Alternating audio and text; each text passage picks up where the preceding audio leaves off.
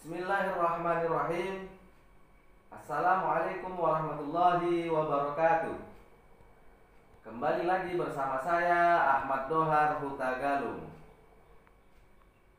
Video kali ini melanjutkan video sebelumnya. Sebelum kita lanjutkan video, saya terlebih dahulu mengucapkan terima kasih kepada teman-teman yang sudah menekan tombol merah subscribe. Dan bagi yang belum menekan tombol merah subscribe, agar menekan tombol merah subscribe. Jangan lupa like and share. Bismillahirrahmanirrahim.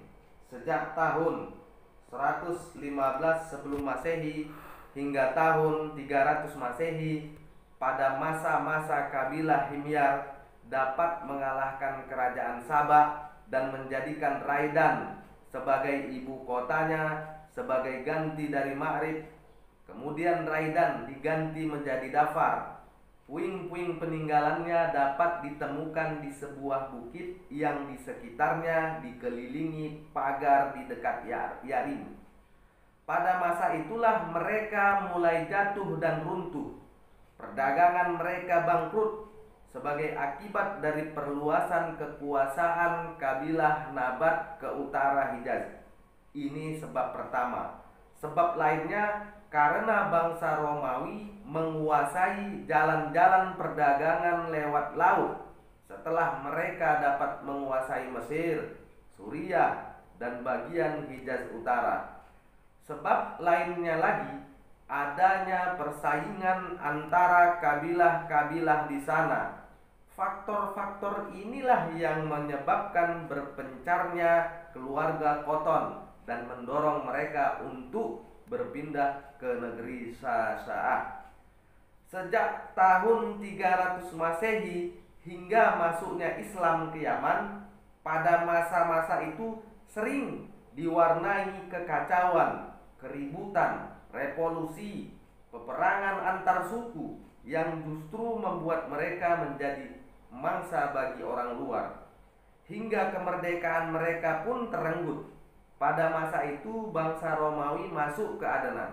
Atas bantuan bangsa Romawi pula, orang-orang Habsyah bisa merebut Yaman pada awal tahun 340 Masehi, yang justru disibukkan persaingan antara kabilah Hamdan dan Himyar.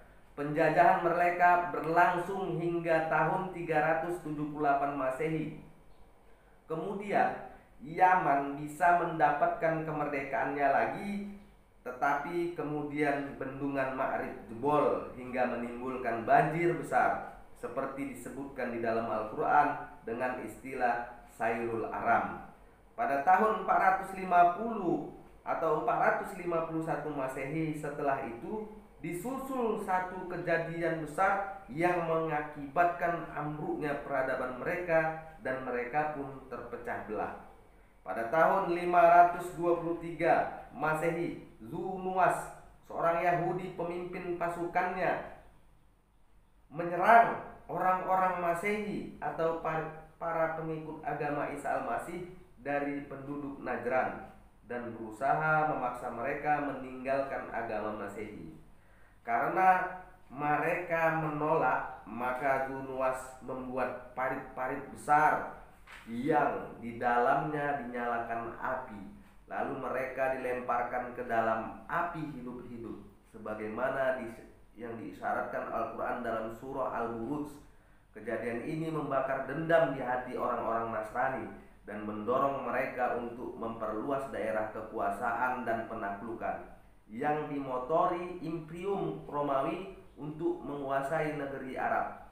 Mereka bekerja sama dengan orang-orang Habsyah dan menyiapkan armada lautnya. Ada 70.000 pasukan dari penduduk Habsyah yang turun dan mereka menguasai Yaman untuk kedua kalinya, yang dikomandani Aryat pada tahun 525 Masehi. Aryat bercokol di sana hingga dia dibunuh Abraha, anak buahnya sendiri, dan dia menggantikan kedudukan Aryat di Yaman setelah meminta restu rajanya di Habsyah. Abraha inilah yang mengerahkan pasukannya untuk menghancurkan Ka'bah yang dikenal dengan pasukan gajah. Setelah peristiwa gajah ini, penduduk Yaman meminta bantuan kepada orang-orang Persia. Dengan bekerja sama ini, mereka bisa mengusir orang-orang Habsyah dari Yaman hingga mereka memperoleh kemerdekaannya lagi pada tahun 575 Masehi yang dipimpin Mahdi Ya'rib bin Sa'id Zi Yazan al-Himyar. Kemudian mereka mengangkatnya menjadi raja di sana. Mahdi Ya'rib masih mempertahankan sejumlah orang dari penduduk Habsyah sebagai pengawal yang selalu menyertai prosesinya, yang justru menjadi bumerang baginya. Suatu hari mereka bisa membunuhnya. Dengan demikian pupuslah sudah dinasti raja dari keluarga Zi Yazan. Setelah itu Kisra mengangkat penguasa dari bangsa Persia di San'a dan menjadikan Yaman sebagai salah satu wilayah kekuasaan Persia. Beberapa pemimpin dari bangsa Persia silih berganti menguasai Yaman, dan era kepemimpinan mereka yang terakhir atas Yaman adalah Bazan, yang kemudian memeluk Islam pada tahun 638 Masehi. Dengan keislamannya ini berakhir sudah kekuasaan bangsa Persia atas negeri Yaman. Negeri Yaman hancur disebabkan beberapa faktor. Faktor pertama, kurangnya kerukunan antara suku di kabilah-kabilah di negeri Yaman pada saat itu. Faktor lainnya, perdagangan laut dikuasai bangsa Romawi. Faktor lainnya juga disebabkan jebolnya bendungan Ma'rif. Yaman subur karena air tidak kurang di sana, yang diairi dari bendungan Ma'rif. Jebolnya bendungan Ma'rif, maka kesuburan di negeri Yaman berangsur hilang. Saudara-saudara sekalian, dari cerita negeri Yaman sedikit bisa kita lihat kita dengan keadaan kondisi negara kita saat ini. Indonesia adalah khatulistiwanya Asia. Indonesia subur lahannya. Tongkat dilempar jadi tanaman, itulah istilah daripada Indonesia. Tapi Indonesia di perdagangannya dikuasai orang luar. Dan di Indonesia saat ini kerukunan kurang.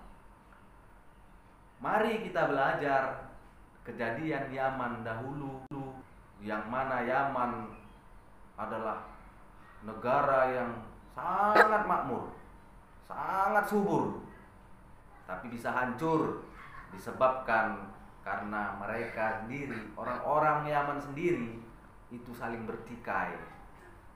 Dan perdagangan itu bukan mereka yang mengolah, bukan mereka yang menguasai, tapi mereka berikan kepada orang luar. Ketiga, sumbernya tadi itu tidak mereka jaga. Mereka masih sibuk dengan pertikaian, tidak merawat sumber daripada kemakmuran, kesuburan tanah mereka. Teman-teman sekalian, mari kita saling bersatu padu, tidak bertikai satu antara lain. Ini Indonesia subur, mari kita rawat ekonomi, mari kita saling bahu-membahu, saling mendukung agar kita dapat makmur ke depannya. Assalamualaikum warahmatullahi wabarakatuh.